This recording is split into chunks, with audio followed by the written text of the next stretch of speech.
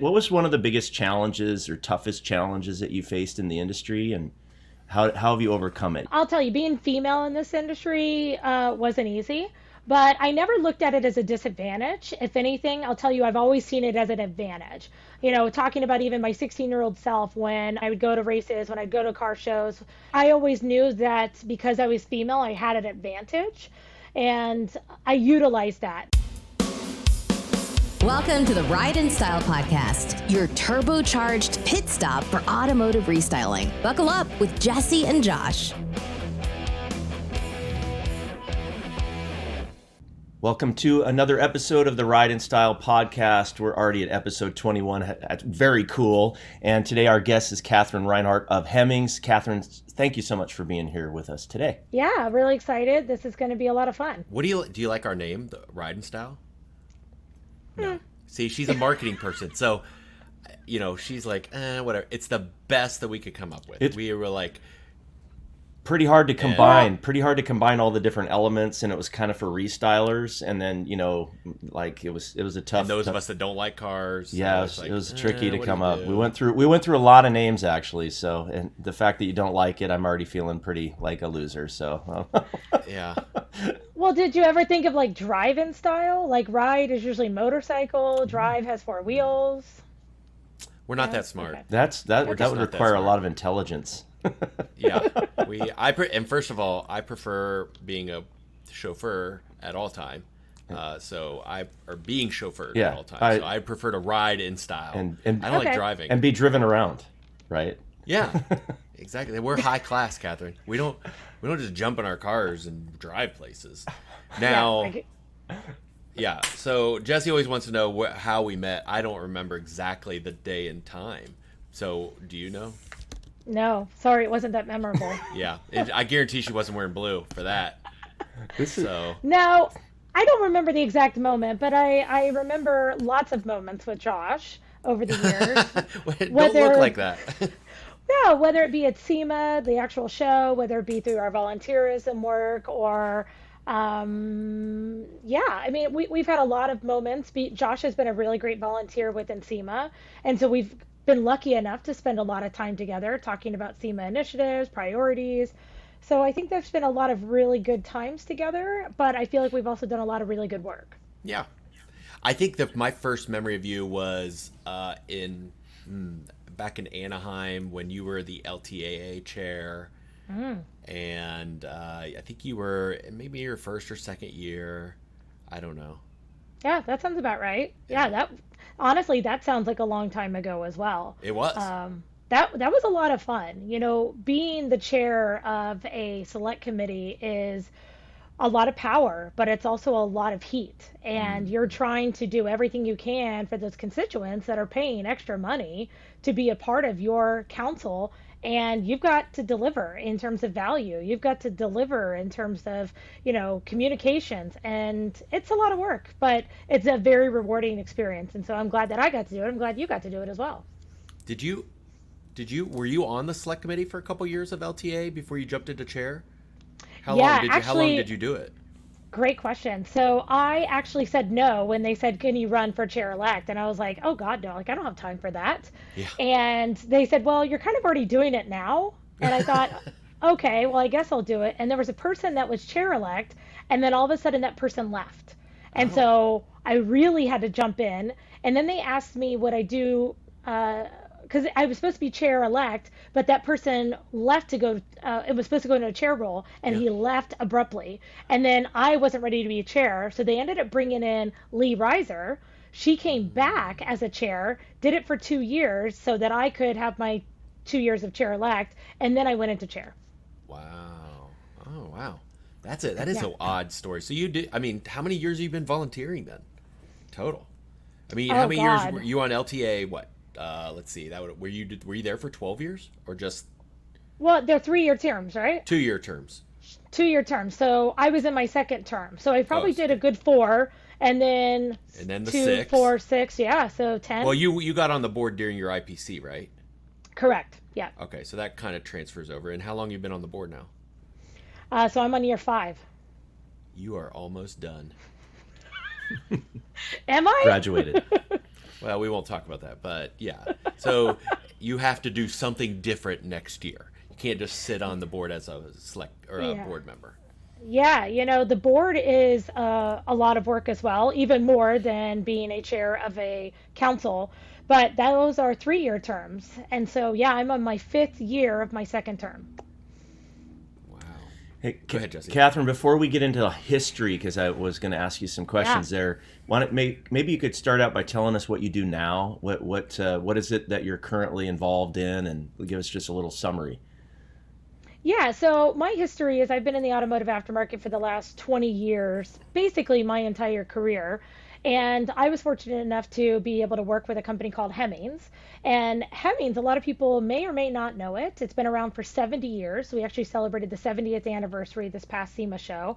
And they're based in Bennington, Vermont, which is the origination of the magazine. And the magazine was really just a buyer's guide for Model T and Model A's. So that's the history.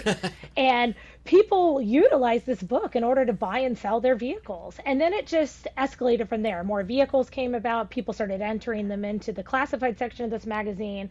Then they added more books to it. And now recently they've created an online marketplace where you can buy and sell collector car vehicles. So right now it's actually the largest online marketplace to buy collector car vehicles in the world. Very cool. How many do you own? Me personally, how many collector cars or how many magazines? So my problem with having a collector car is, what if it doesn't start? Then I gotta call somebody because I can't figure it out. Totally. So I don't have any collector cars because I have put all of my money into my Bronco, which I love passionately. But I don't have any collector cars. But you could also buy motorcycles on there. You can buy parts. You can also buy real estate. I don't know how people are doing it, but they are selling real estate on Hemmings.com. So what if you could buy a collector car? Do you have one you would buy? Oh yeah, my dad was a big fanatic for Shelby Mustangs, so I'd love to be able to have a Mustang, and of course that pairs well with my Ford Bronco. Yeah. Well, your Bronco can pull it. So how did you tell us about the very beginning? How did you even get into the automotive industry? What are some of your early jobs or early things that you were involved in? How'd you get pulled into it? Sounds like it was a family thing. No, so Jesse, great question. No, my family admired cars, but never was in the car scene at all. So taking it back, I was 16 years old, and my boyfriend at the time had a Z28 Camaro, and I spent every weekend in the garage with him and his dad, pulling the motor, modifying the vehicle, doing all these really fun things. And so when I turned 16, I was like, I really want to get my own car. And I worked through summers. I raised all this money, and I went to a car dealership, and it was Fast and Furious time. So I wanted a Honda Civic, and this is actually a great story. I went to the Honda dealership, and I wanted this specific model called the SI, and they only made it in 3 colors, and it only came in a manual transmission. White, and black, red. Black, red, and blue. This blue. Oh, there you go. And so the guy asked me, do you know how to drive a stick? Because I wanted to take it for a test drive. And I go, oh, absolutely. You liar. You did not know. I totally lied. Totally lied. And the dealership sits on this humongous incline. So I take the car for a spin. I go out and I stall instantly. I can't even get it up the hill. And my dad's in the passenger seat. And he's like, no, she doesn't know how to drive a stick. So it was really funny. I ended up getting it out there and taking it back. But I ended up buying the car. And probably because you had to replace the clutch on it. Actually, I didn't buy. I did it in a red Honda Civic, but I wanted the blue, so they had to order the blue for me. So I go back to the dealership. I picked up the car and I take it home and I start tearing it apart. And my mother comes outside and goes, "What? What are you doing? Why are you taking the wheels and tires off? It's a brand new car. I don't understand." And I said, well, that was the whole goal, is I wanted to modify it. I wanted to customize it. I wanted to make it my own. Yeah. And she walked back inside the house and was like, I don't get it. She's crazy. Yeah. And she was probably right at the time. But what turned out is I started taking it to car shows. I started drag racing it. I started autocrossing it. And I had the best time ever. And as a result of all of these events that I went to, these sponsors would come up to me and say, do you have any sponsors, or like, do you want free product? And I'm like, yeah, I'd love free product. Give it to me. So it translated into me being what they would call now an influencer for those brands. And I would because I was the only female doing a lot of this, I got a lot of media attention. So Super Street Magazine I was featured in, Sport Compact Car, all of these magazines wanted me to be in their books. And it escalated from there. And then one of my sponsors came to me and said, you should go to the SEMA show. And I go, what's the SEMA show? I lived in Atlanta at the time, and our big show was Nopi Nationals. And most of your viewers are going to hear that and go, I don't even know what that is. But it was like our SEMA show of the Southeast. And so I went to SEMA that year. I got on a plane, went to SEMA, and I remember walking into the show. I remember seeing people standing in a booth, and I would go up to them and go, you get paid money to stand here and talk about car parts all day long? You're like, this is a job? You can get a job doing this stuff? That's what I said. And I went, oh my God. So I went back to Atlanta. I had just bought a house. I put up my house for rent. I quit my job. I broke up with my boyfriend, and I go, I'm moving to California, and I'm going to give this a real try. I'm going to see if I can work this out. Wait a minute. Okay, stop there for a second. Stop. This is a great story, but I have questions. So, were you already going to break up with him probably? No. Like, we were on the marriage track. Like, this was legit. So, he was going to move into the house you had bought? Oh, no, we were living together. Oh, my gosh. You kicked him out, and you sold your house, and you said, I'm leaving my family, and I'm going to move to Southern California because that's where most of the manufacturers are. Right. And you just drove your blue SI to California. Well, no, I had sold the blue SI by then. Now I had a black SI, but I trailered it with my U-Haul across the country, drove across. And by the way, this is back in the day where, like, I went on to roommates.com and found a place, sight unseen, and was like, I'm going. And, like, nowadays, you wouldn't ever do something like that. That is, like, complete risk. Yeah. But I thought a guy with a mask goes, hi, I'm your new roommate. And you're like, oh, good, I found you. It was a little crazy. And here's actually the next part of that story. So I get to California, and I moved to a town called Corona. Yep. And between us, I went there because I thought, well, I like Corona beer. It's got to be pretty good. That has nothing to do with it. And Corona is probably about an hour's drive from the beach, and my job that I had found was in Huntington Beach. Oh, my goodness. And you lived in the desert. Oh, it was actually farmland. It was like very unpopulated at the time. You walked out of your home and you smelled cow manure. So that only lasted a few months, and then I finally got my first start at an automotive company, and it was a wheel company called CEC Wheels, Klaus Edenberger, and I got my first start, and it was amazing from there. So what did you do when you worked there? You weren't marketing director or anything, no. Right? No, I mean...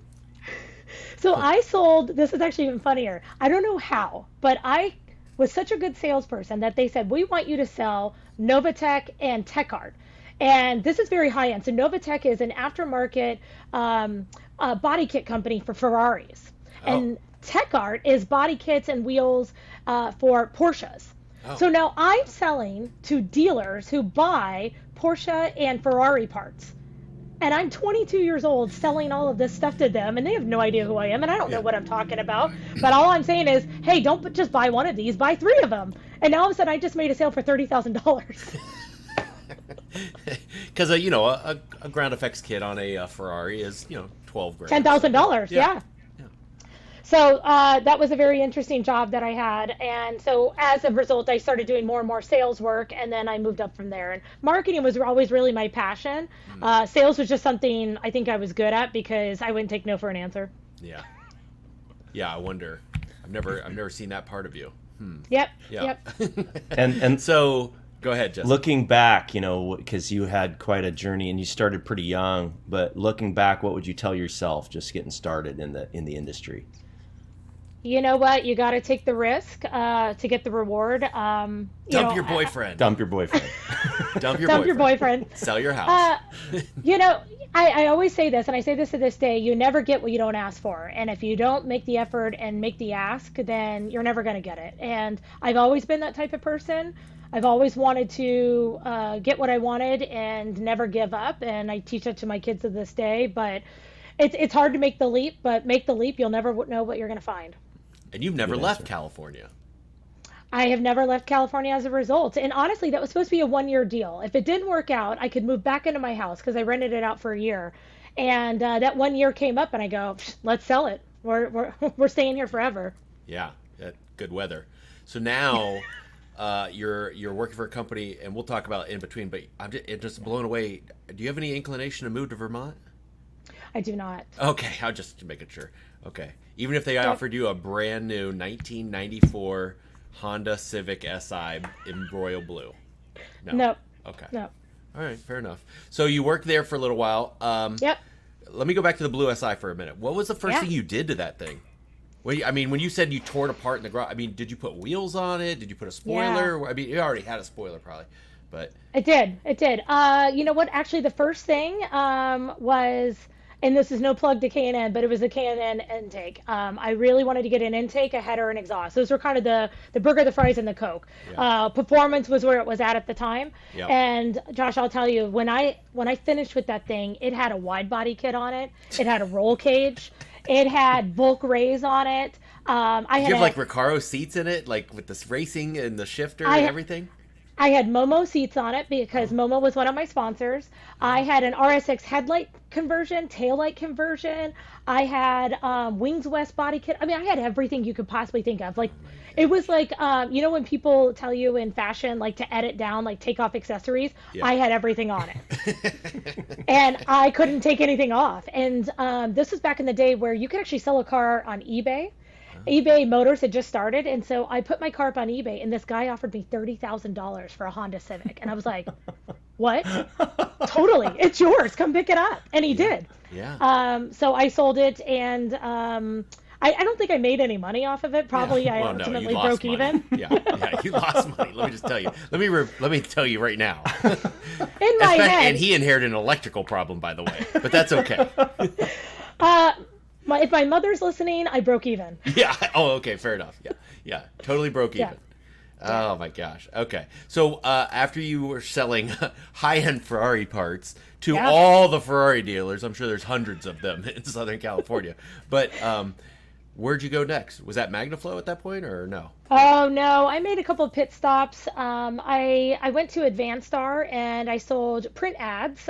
If you guys remember print magazines, I sold print ads for motorcycles. I sold booth space for Dealer Expo. That's actually how I met Tom Cattuso from the SEMA show. Runs the SEMA show now.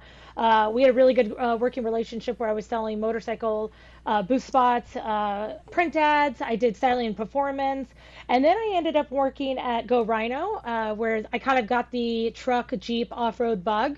And then I went to MagnaFlow and spent 7 years there. And what a great company to work for. What a great family to be a part of. And then from there, I went to Pilot. And then I went to 4 Parts. And that was a journey, spending 3 years there doing nothing but off-road Jeep Bronco, working with Ford, helping launch the Ford Bronco. Wow. And then, now at Hemmings. So Tell us a little bit it's been a about fun that journey. that launching of the Ford Bronco. Wow, that sounds fascinating. What was that like? Oh, that's a great story. So we're at King of the Hammers. It's 2020. No, it's 2021. And we're still Marine Mass at the time. And Ford comes over to us and they said, "Hey, like, we want you guys to help us launch the Ford Bronco." And cool, sounds great. Like, what do you need us to do? He goes, "Well, we're going to ship you a Ford Bronco and we need you to accessorize it, make it customizable so that, it's in relationship to what people are doing with the Jeep Wrangler. And we need you to bring it to the show and help us unveil it." And I go, "Cool, what's the show?" He goes, "Oh, it's Easter Jeep Safari." And I go, "That's 6 weeks away." Yeah. And we haven't even seen the it's not Bronco. like, Jesse, at this point, it's not like you call up and you say, "Hey, can you send me the Bronco parts?" Because you have all of them laying in stock and just tons of SKUs. We haven't even seen the Bronco. Like, we're all seeing the Bronco for the first time at KOH, and all they had was a 2-door base Bronco. And we're just like, well, like, what do you mean? Like, we haven't even seen it. Our engineering team hasn't seen it. We have to build stuff. And they're like, "So are you in or out?" Like, okay. I'm in. Yeah. We're I just in, got to like, sell my house and dump my boyfriend, and I'm in. And so I said, "Okay, well," I went back to 4 Parts and I said, "Hey guys, like, we can't say no. Ford says jump, we say how high." So 2 weeks later, the Ford Bronco shows up. And then they also say, "Can you do one more? We're also going to send you the Ford Bronco Sport." Oh. Okay, sure. So the next 6 weeks, I'll tell you, I've never worked with better engineering, product development teams in my entire career. It was all hands on deck. Nobody said that wasn't my job. We all said, we're going to figure it out. And we ended up creating 36 products between the Bronco and Bronco Sport. Completely Including the first lift, right? including the first lift. we I don't know how we did it, but we managed to get the vehicle there on time. ARB, RTR, and 4 Parts were the three strategic partners that Ford picked to unveil that vehicle at EJS. And I think the headline was Ford crashed the Jeep party, which was really cool to be a part of that launch because you really got to work hand in hand with an OEM and really over deliver on something that you weren't sure you could actually do to begin with. And that really elevated 4 Parts to be able to be the Bronco headquarters for everything aftermarket. You know, if you wanted aftermarket products for your Bronco, you were pre-ordering them before you even got your Bronco from 4wheelparts.com. And so that was something to be really, grateful to be a part of. So cool. Great story. Yeah. So Jesse, here's your chance. I mean, listen, you're a marketing guru, and Kathryn's a marketing guru. So you guys talk marketing stuff. Like, what marketing question would you ask her about this industry? Totally, yeah. And you've got such a unique perspective. I want to know, Kathryn, what you think about in general, just like maybe at a high level right now in the industry. What are you seeing in terms of marketing that you like, that you don't like, and where do you think it's going in terms of marketing? Because you have a slightly different perspective. Yeah. You're working on different kinds of projects, but I'd love to hear what you have to say about it. I don't like the name Ride and Style. Well, we know that, but let's move past that. I'll tell you, COVID was such an interesting time for all of us. I think we all had these really great marketing plans in our heads, and we all essentially crumbled them up and threw them out the window and said, we got to think of something else. And so a lot of that became digital marketing. I think a lot of that became social marketing. And now that, can I say COVID's over? Now that COVID's over, yeah, it's over. A lot of that has also changed. I think we've gone a little bit backwards in the fact that we really wanted to have one-to-one touches. And so I think a lot of event marketing has come back. I think a lot of people are looking for experiential marketing. They want to have unique experiences where they can touch and feel, taste product, and then be able to receive it after the fact.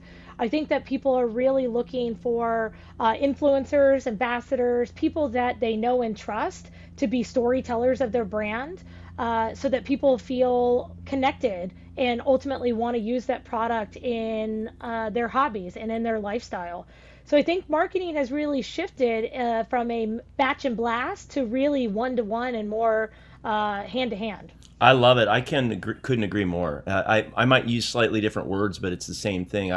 I like, we got kind of crazy with the digital movement to the point where everybody says, that's it. Well, then everybody flooded into that and they got really dumb. Because in the old days when you did print marketing or whatever, you had to think really carefully about what your ad said because you were going to spend a lot of money to do it. Now people can say whatever they want on digital because it's cheap and they end up doing a lot of dumb things, right? And I love what you said about the influencers and the experience. I couldn't agree more. I think I like to say it's like the blend of the old and the new. So there's no reason why we can't take the online and combine it with offline, and we could have it more interactive. And also people want human connection. With all the AI and everything out there, it's like, well, people want even more. It just raised the bar on the expectation, and people really want to know more about that they're dealing with a human when they work with a company. They don't want to deal with a bot. So I like what you said. I completely agree. Hemmings has their own 4-series events called Musclepalooza, which we haven't had in a couple of years. And it's kind of a stretch for reaching new customers. We're actually going to have in-person events where people can go drag racing and have a car show. So again, that experience touch is really important. But what we saw were people that wanted to get out of the house. They wanted to meet the brands that they're ultimately utilizing. And so having this event series is costly, but and it's a big risk. But what I've seen, and we've only had one thus far, and it was at Maple Grove Raceway, and these people want to talk. They want to talk about their vehicles. They want to talk about what they do with the vehicles, and they want to talk about how your brand can help them in their hobby. And I think that's really important. And the ride and drives are huge. I think that being able to have people experience things, they remember those for the rest of their lives. It's not just send me an email. We do a little bit of everything. We do radio, we do billboards, we do social media, we do it all. I don't think there's one bullet in the chamber that says this is the perfect way to market to somebody. It's a combination of everything, like you said, Jesse. Yeah, I love you. Thank you for emphasizing that. I have to preach that all the time. I had a mentor once that told me I can help you find 100 ways to get one lead, but I'm going to be hard pressed to help you find one way that gets you 100 leads. And the whole point was it was about diversification, just like you would with an investment portfolio. And you guys are doing that, which is super cool. Yeah. Good example of it. What was one of the biggest challenges or toughest challenges that you faced in the industry, and how have you overcome it? You sound like you've been through a lot of different things. I love, maybe whatever comes to mind is maybe one of the bigger challenges or toughest things you faced. Yeah, and why are you smirking right now? Because there's You know, I'll tell you. this is a kid friendly show, by the way. But it's totally TVMA. Go ahead.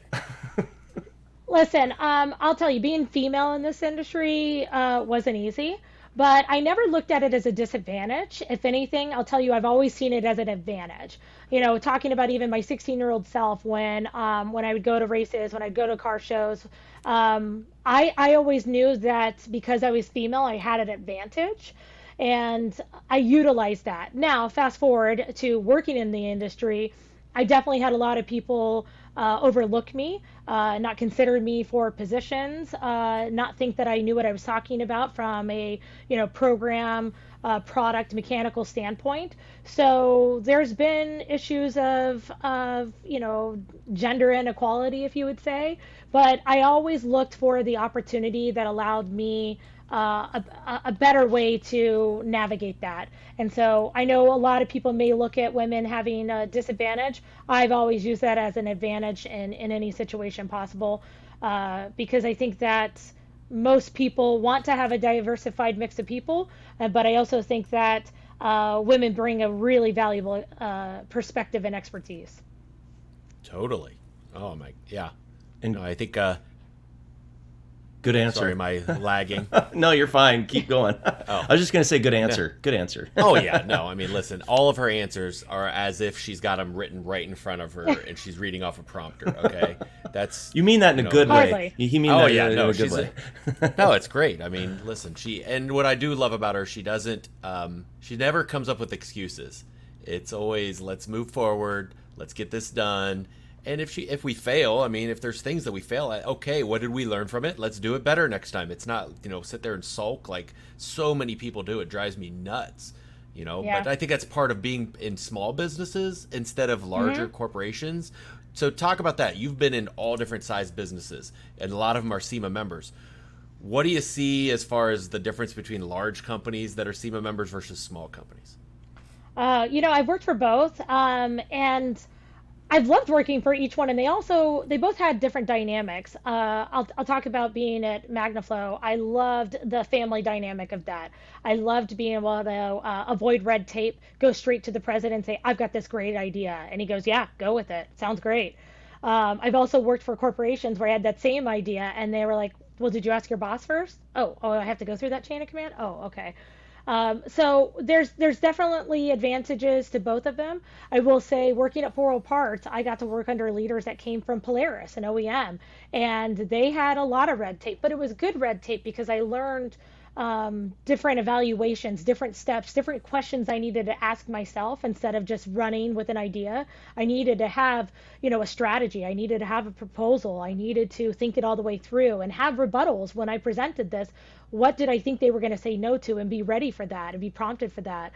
I've worked at small companies like Go Rhino where, the owner was the person that was also making the product in the back.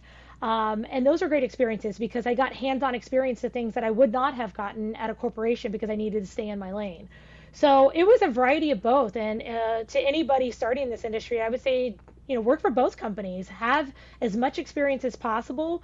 Never say that isn't my job. Go in there and go, I'm going to learn or I'm going to figure it out. And I love what you said earlier. Failure is just learning. Failure is finding every way not to do it and then being able to say, okay, well, let's try this way because that's the only way left. Yeah. Oh yeah. No, you got to do that. You got to do that. So all right. So you have to tell Jesse. I want you to talk about your Bronco race. Ooh. Talk about the race. How awesome was that? And you did it 2 years, right? Yeah. So first of all, I have to tell you, it's not a race. It's a rally. Okay, rally. Sorry. I'm sorry. Because it's not a race for speed. It's a rally for accuracy. So Jesse, have you ever heard of the Rebel Rally? I think I have, but I don't know what it is.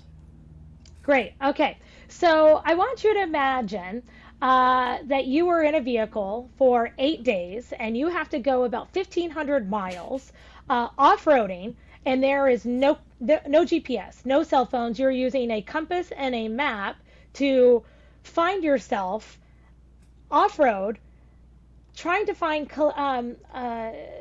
checkpoints that are either big flags or tiny poles or invisible checkpoints, and then you have to check through a satellite and say, I'm at the coordinates I think I'm supposed to be at, and then kind of hope and wish that you are where you are, collect points along the way, and these are 10-hour days for 8 days in a vehicle with someone else, and not kill each other, and somehow win at the end.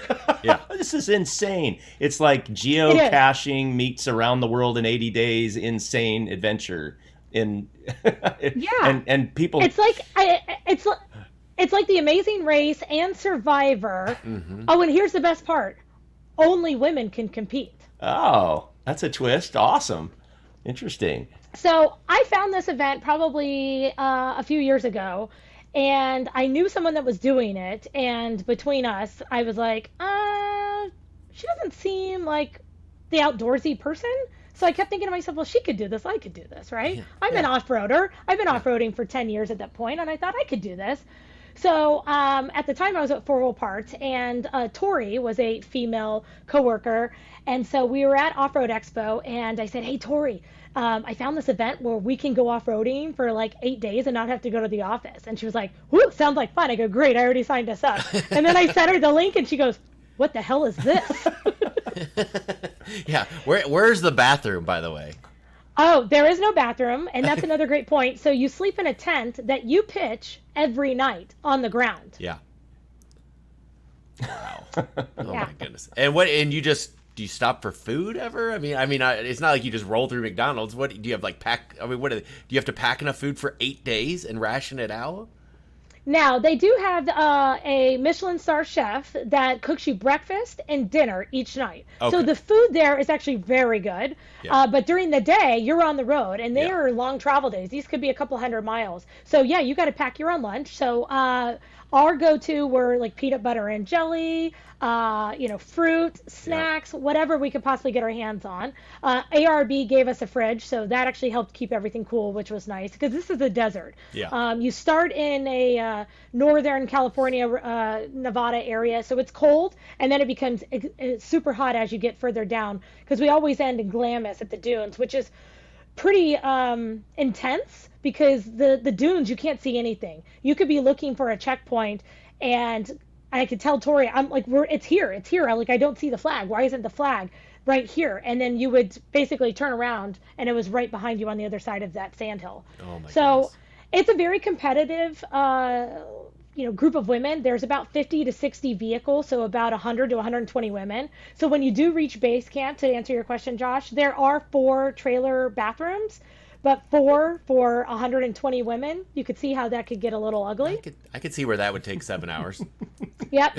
But it's an incredible experience, and I say that because you do this thinking you're coming in here and you're winning. And I'm very, very competitive. And so I remember in our first training, Emily Miller, the host of Rebel, she goes, who here thinks they're going to win? And my hand immediately goes up, and I'm the only hand. And I'm like, why is anybody else raising their hands? And she goes, listen, you're probably not going to win because there's women that have been doing this for 6 years at that point. And I go, all right, whatever. So fast forward, did I win? No, I did not win my first year competing. We ended up 25th out of 52 teams, which I think was a win in my head. It's huge. So then we thought, let's do it again. So we did it the next year, and I think we ended up 15th, which big improvement. We were getting better every year. And then we took a year off, and actually you guys are probably the first ones I'm announcing this for, but I am actually going to go back and do it again this year. 2024. 2024. I do have a different teammate, and I am doing it in a different vehicle. I can't release who my sponsor is. Oh, sponsor. Okay. Or who the OEM is, but I will tell you that I am competing in 2024. Nice. And it will not be in a blue Civic SI? I'm assuming not. Not into the It's desert. not. Yeah. Okay. All Sadly right. enough, it's not. But that leaves it open-ended for anything else. Okay. First heard. does, It was it first does. heard here, ladies and gentlemen, On Drive-In listeners, Style. right here. We just changed our name. On Drive-In Style. On Drive-In Style, On- or Ride in Style for Josh with the chauffeur. So Yeah. Right. Yeah. Yeah. Well, here's how lazy. By the way, here's how lazy I am on that tagline. That's literally my business's tagline. So Oh. that's. I was like, how about this? Because I don't want to have to think anymore. He's like, oh, that's Yeah. great. So anyway, that just goes back to me. So that's awesome. You're going to do it again this year. And your goal this year, what, top 10? Well, number 1, of course. Would you be happy with on. top 10? No. No. Honestly, no. I'm coming to compete. I want a podium. At the minimum, I'll take third, but I want number 1. I'm coming in hot this year. nice. Oh, that's awesome. That's great. And it'll be in October again? Oh, yes. So great question. It's going to happen, I think we leave like October 5th or something like that. Okay. And it goes for essentially 2 weeks. So luckily SEMA got moved back a week. Yeah. So I'm not going from Glamis Dunes directly to Vegas. Yeah, right. Now- From no bathroom to plenty of bathrooms. Got it. Now, if people want to hear more about that, is there a website or a Yeah. place they need to go to just to hear about this and follow the race, or is there any coverage? How does that work? Yeah. So rebelrally.com actually is a great place to do it. And this is actually a really cool thing that they've been able to really expand upon. There are some really big outlets that come out to this event. MSN Autos, Yahoo Autos. We've had the Wall Street Journal. We've had really big outlets, Cosmopolitan Magazine, come out and actually either compete, send teams, or cover the event and put it into their publications after the fact. And that really tells the story of how many different types of women are coming to this event. It's not just for automotive women. These are women that are firefighters, ex-military, IT strategists, surgeons. These are women from around the world in different career experiences coming because they want to go off-road, they want to get challenged, and they want to have this experience. And so when Emily Miller, when I finally connected with her and I said, Emily, like, if this event at the time had been going on for 6 years, I said, how come I've never heard of it? She goes, you're not my demo. What do you mean I'm not your demo? Like, I'm an automotive person. She goes, I don't want automotive women. I want women that want to experience a challenge and want to go off-roading, and maybe even for the first time. And so it kind of struck me that I wasn't just competing in an automotive realm. I was competing against women in every environment possible, Yeah. which makes it so much harder, but also you appreciate it so much more because the women I've met along the way, they say Very they have this successful. comment, very successful women, but when you get on the other side, they say you become a rebel and you become a part of this group of women that it's hard to explain until you experience it. And I'm not an emotional person, but I'll tell you, when I finished on that finish line that very last day, I almost started crying because I was like, oh my God, like I did it. Like it's such an accomplishment that at some point you don't think you're going to be able to finish because you change tires, you get lost, you lose your head. This is a mental game, it's a physical game, it's a strategy game. It's really tough to accomplish. And so anybody that's ever done it, tip your hat to them because they've accomplished something that's really, really tough. Wow. Very That's cool. so cool.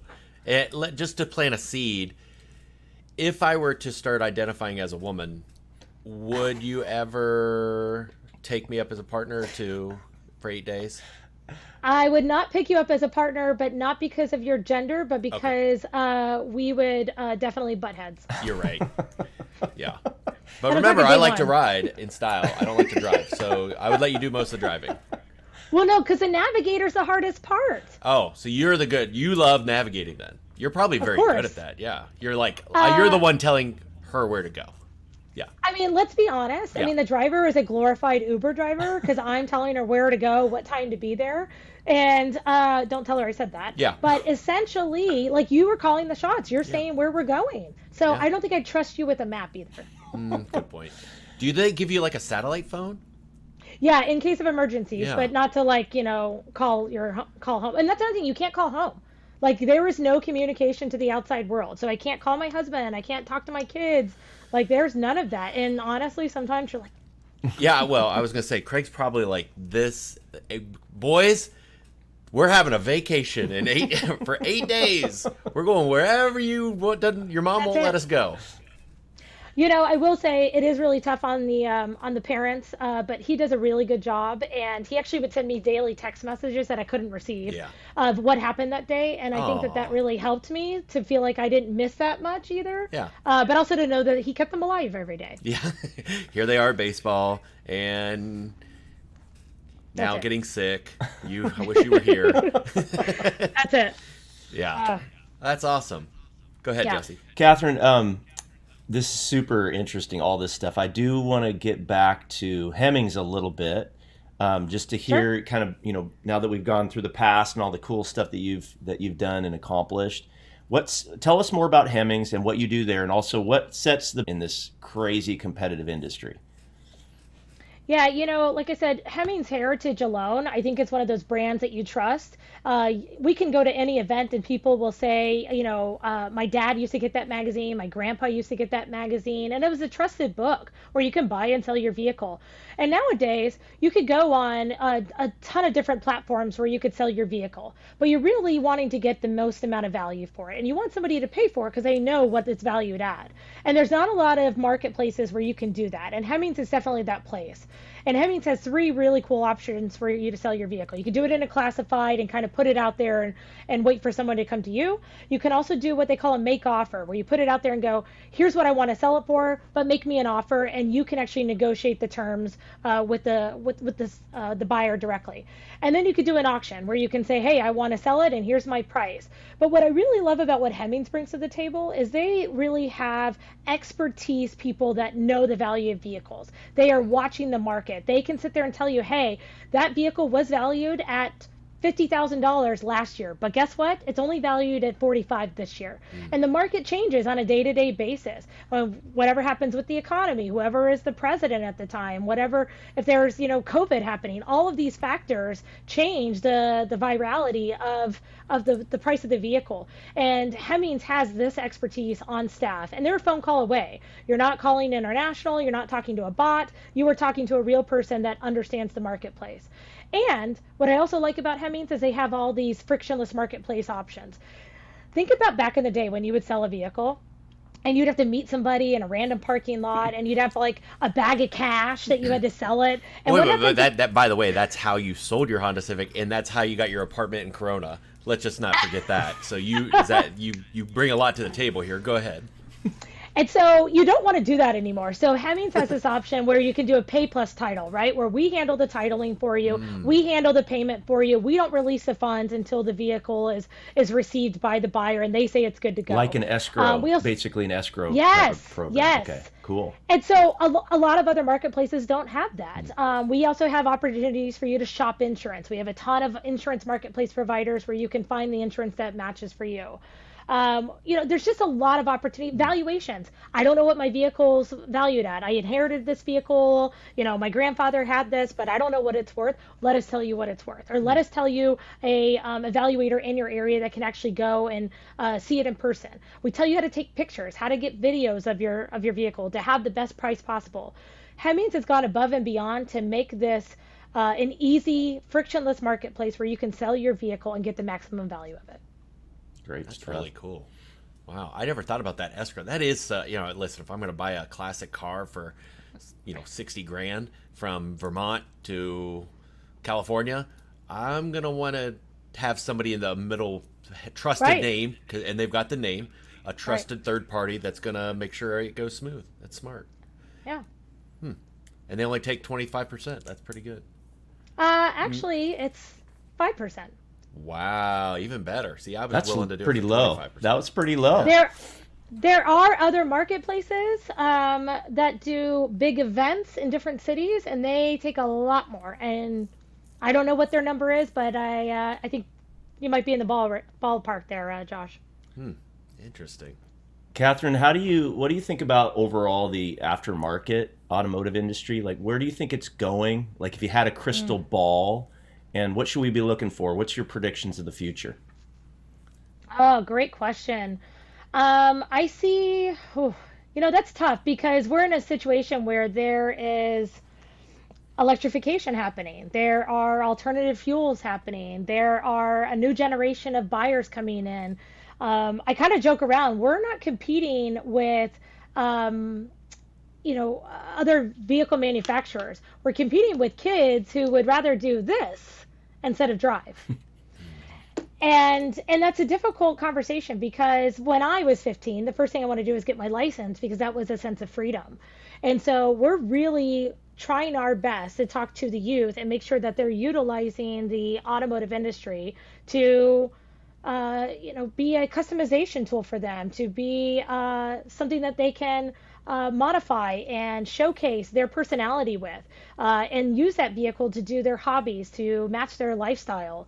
And I think that the automotive industry, and specifically the aftermarket, has a little bit of turbulence. And I think that we have to really band together. This is the time where automotive aftermarket industries don't need to be pointing the finger at each other. We don't need to be, taking down our association. We need to be supporting each other. We need to be lifting the tide for all boats to rise, because this is a time where we're going to see a lot of change. And we really need to band together, whether it's against legislation, whether it's against regulation, whether it's against the government telling us that we all have to have electric vehicles. We need to have the option for consumers to choose what they want that matches their lifestyle.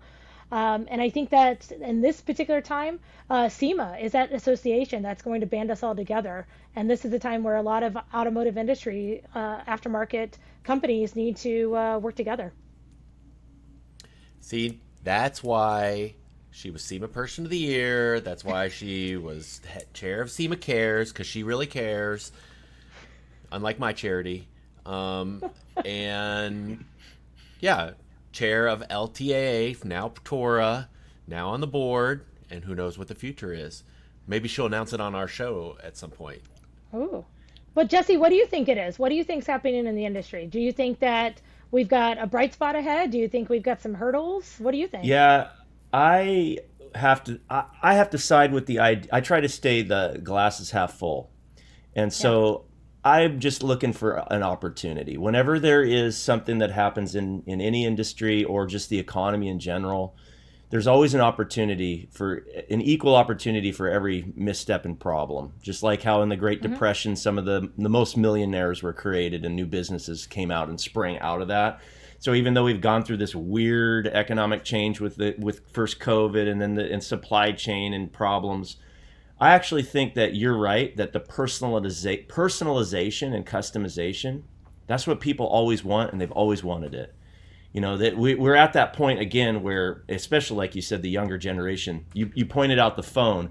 People are going to spend a lot of money just customizing their phone with a case, right? And I think, Josh, you pointed this out before. Wasn't that you that said it? You buy $1,000 phone and you're going to spend a bunch of money on the case and the special headphones and all this stuff. And yet you think that the consumer won't want to do the same thing with their vehicles. And so I think that there's always going to be that, and it's only going to go up. They might temporarily reduce the options, just like the Ford did with the Model T in the beginning. He's famous for saying you can have any color you want as long as it's the color black, right? That's what they were making. And maybe Tesla tries to do some of the same thing. But how long will that last? It's just a matter of time. So the customization and the personalization, that's not going to change. And because of that, everybody in aftermarket has opportunities. They just have to adapt it, right, to whatever that new change is going to be. So I don't know if that was a good answer to your question, but that's what I think. No, I'm so glad you brought that up, because next week I'm going to Washington, D.C. for the SEMA D.C. rally.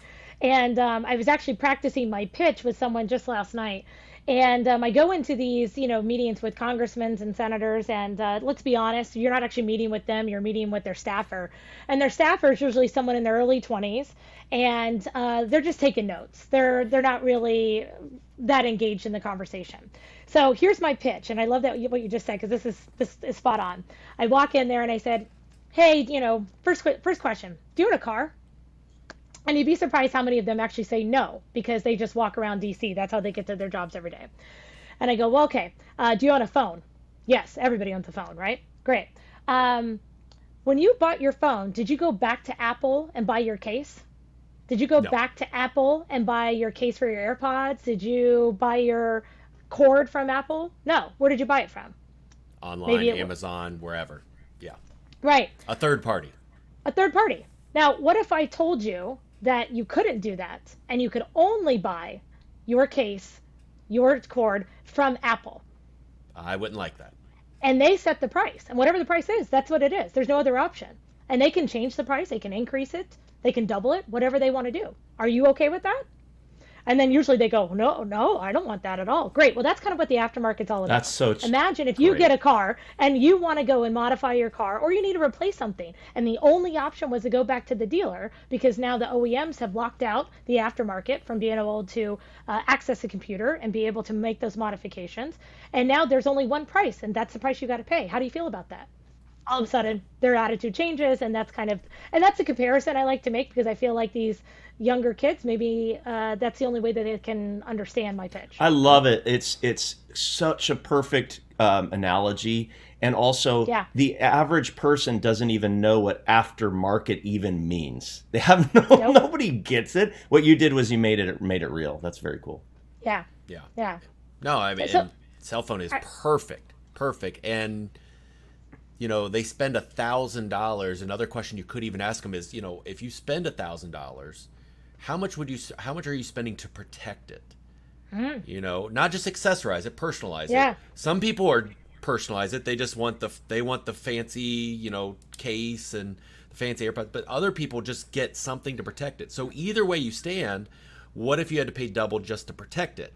And you're not into that. So, I mean, it's a lot of people spend, and that's kind of where I go to when the dealers go, oh, don't put that stuff on this. Well, yeah, but these guys, they want to protect their investment. Cars are so expensive. Yeah, that actually reminds me of my motorcycle days. I remember going into a place and I was looking at helmets, and I looked at this helmet. I was like, "Oh, this helmet's really expensive." And the guy came over to me and goes, "How much is your head worth?" Oh, wow, yeah, yeah. So instead of buying one for $150, I bought the $400 one. I go, okay, he's right. He's right. My head, I'm gonna keep it. Josh, I have one last question for Kathryn, but do you ahead. have any others that maybe you usually ask more SEMA questions, so I'm not sure. I just want to make sure. Listen, she's the queen of SEMA, okay? So she can do whatever she wants. She rocks around the red carpet, I feel like if I'm asked to do anything, hey, can you help Kathryn out? Yeah, absolutely. Here, just pass out these pedals before she walks, I'm like, really? That's my job? Okay, that's fine. It's for Kathryn. It's fine. So listen, she let me ask you this. Is there anything, I mean, you're involved in so many different ways with SEMA. You've done a lot. See, like I said, SEMA Cares and all the volunteering you've done and everything like that. What would your message be to people who maybe are not involved in SEMA? What would you do? What would you tell them? And what have you gained from it?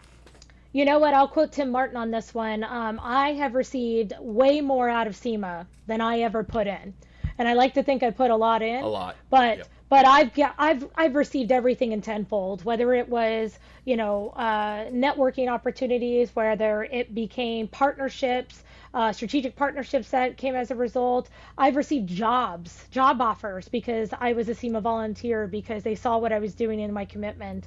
I've had lots of opportunities come to me, whether it was extracurricular activities, whether it was, leadership roles within SEMA. All of that is because of my time I dedicated into it. And I've also been able to work for some really great companies that saw the value in it as well.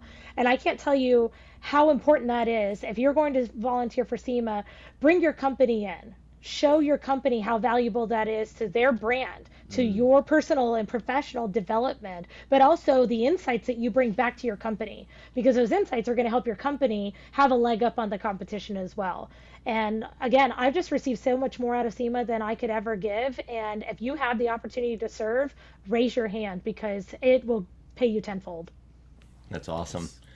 And what are you most looking forward to doing, or what most excites you about your work that you're doing right now? Like, what do you look forward to right now?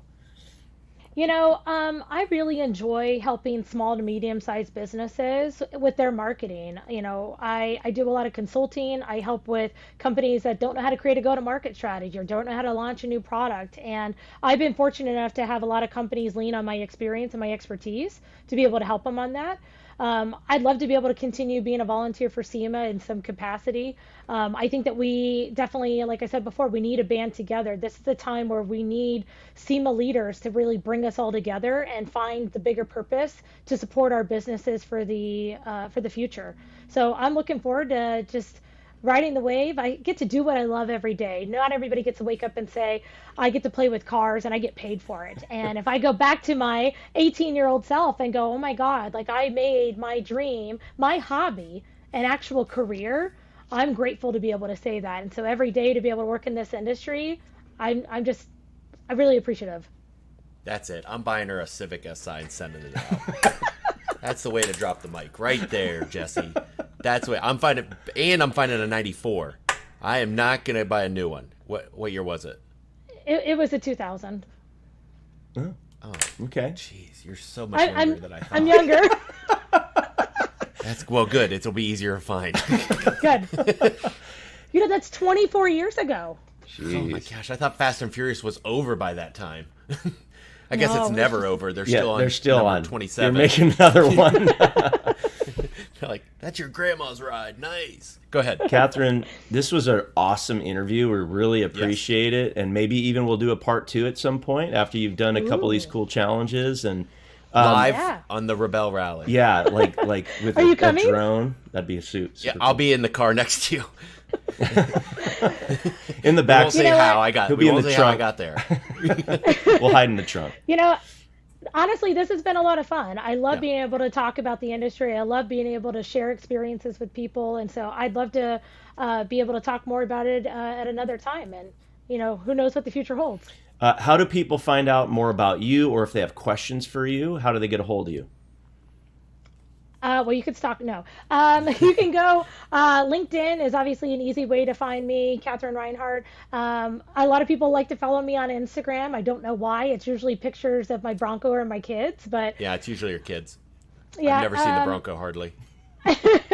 And then you'll see some stuff on Rebel coming up soon. But yeah, you can reach out to me. People can find me through Hemmings.com. They can find me through LinkedIn or through even SEMA. Happy to help. If there's anybody out there that wants, some advice on how to get into the industry, how to start in the industry, I'm always there to help people out. Awesome. Or apartments.com if you're looking for somebody near Corona. So. And by the way, I'm still friends with that guy. He was a very nice guy, and I only stayed there for about 7 months, not because of him, but because of the location. But his name was Alan. Alan was a really nice guy, great roommate to have. Shout out to Alan. Nice. Well, thanks again for joining us. It's been a lot of fun. We'll catch up on that, and I'll see you soon. Thank you. Thanks, guys. Appreciate it. And there you have it, another high-octane episode of the Ride and Style podcast. Revved up and ready to go. Your hosts, Jesse Stoddard and Josh Polson, shifted your automotive game into overdrive. If you're hungry for more insights, trends, and game-changing interviews from the automotive restyling universe, don't forget to hit subscribe and leave a glowing review. We'd also love for you to share this podcast with your gearheads, installers, and auto lovers network. Because remember, knowledge is power, but shared knowledge turbocharges the whole industry. For more expert resources to supercharge your business, cruise on over to autostylemarketing.com, your one-stop shop for everything automotive marketing. Until next time, keep those wheels spinning and your passion ignited. Thank you for riding in style with us. See you on the next lap.